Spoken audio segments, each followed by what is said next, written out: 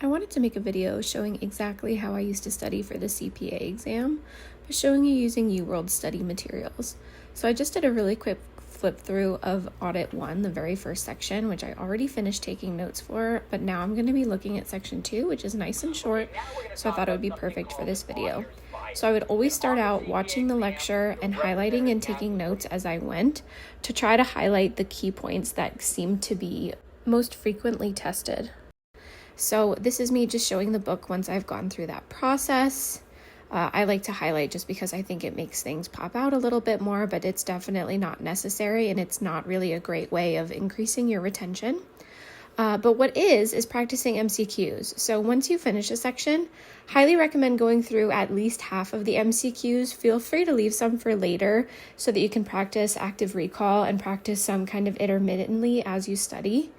But I decided to just knock out all of these while I was here. So one thing that I would do typically when I would do MCQs is if I got a question wrong, I would look at the explanation, which UWorld gives really good explanations, not only for why the answer that is right is correct, but reasons why the other answers are incorrect. So if there was an interesting note in that, I would just write it down either in the textbook or on my iPad notes, because writing things down does increase retention. So that's something that I would do. So I made it through almost all of the questions without missing one, but obviously I struggled a little bit with this question. And thankfully a lot of other students did too, so it made me feel a little bit better. But I did write down what I got wrong anyway, and then I just finished the last MCQ here.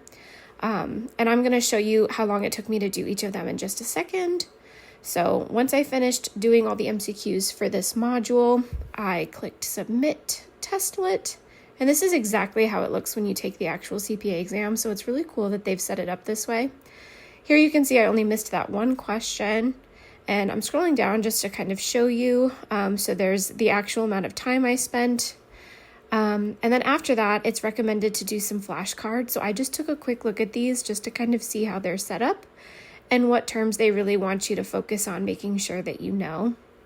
So these are easy because you can just click Show Answer and it will show you the answer to those flashcards. So now that I finished all of those, I'm just marking them off on my study plan. I didn't actually study for 3 hours today like my study plan says. That's just what I used to do when I was studying CPA. That's about how long I would study every other day. And then I took a quick peek at the cram course. I think it's amazing that they have this because this would be great to go through maybe a week or two before you're going to test. But that is how I used to study. Thank you so much for watching.